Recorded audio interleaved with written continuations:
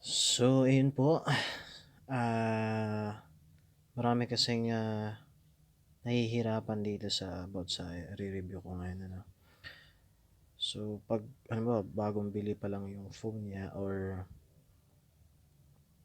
meron siyang hindi na allow dun sa phone niya, ganito yung mangyayari. So, minsan kasi yan, pag may lumalabas na ganyan,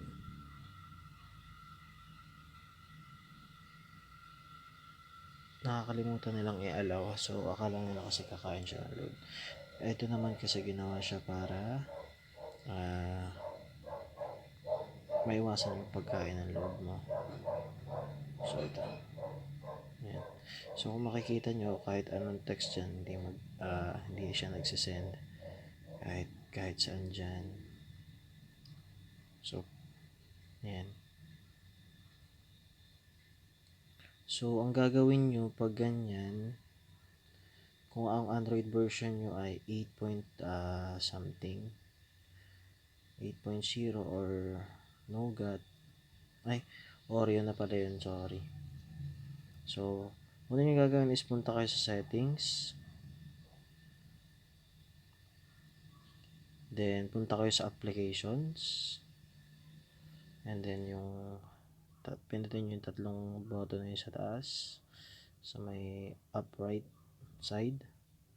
Tapos, yung special access. So, makikita nyo dyan yung mga application access niya. Mga special access yung ginagamit ng system ng phone mo. So, ang pipiliin mo dyan is use premium text message services.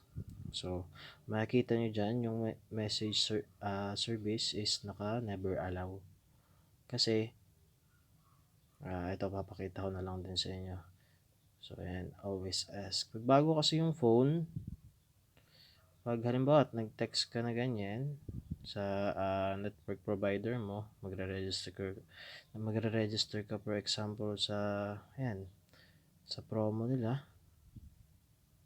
Yan. So, yan, may lalabas na ganyan. So, ito is sa unang, usually sa mga bagong phone or yung mga na-reset na phone. Kasi lumalabas yan, kung tatanungin ka niya, kung sure ka ba talaga, na isisend mo yung message. Kasi pag sinend mo, kakain siya ng charges or kakain siya ng load balance mo. So, yan. Yung iba kasi, naka-cancel nila or never allow. So, ang gagawin nyo dyan, remember my selection. Yan. Always allow po. Always allow lang. So, para mag-send siya. No? Then, pag halimbawa na, yun nga, na never allow nyo siya. So, katulad ng ginawa natin kanina, pupunta kayo ng settings.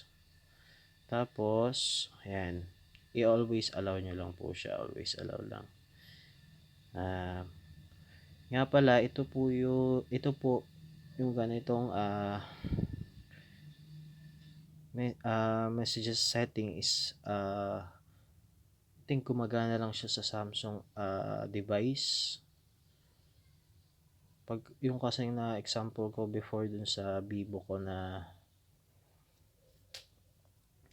Y53 is kailangan mo siyang, pag naganan mo siya, kailangan mo siyang i-reset. Kung ayaw mo siyang i-reset, magda-download ka nung separate messaging app sa Google Play. Hindi na talaga gagana yung default messaging app mo. Kailangan mo na siyang i-reset. Ano po? So, ayun lang sa ngayon. Siguro sa mga susunod, pag may mga nagtanong sa comment, i-upload ko itong walang kwentang video na to. Pero sana makatulong kasi maraming nagtatanong sa akin kung paano ba yan. Kasi ako po ay isang sales agent ng isang telecommunication company. So, yun. Bago yung phone, pag may lumabas na allow or deny, always allow lang siya. Lagi, ano po. So, yun lang po. Salamat. And God bless po.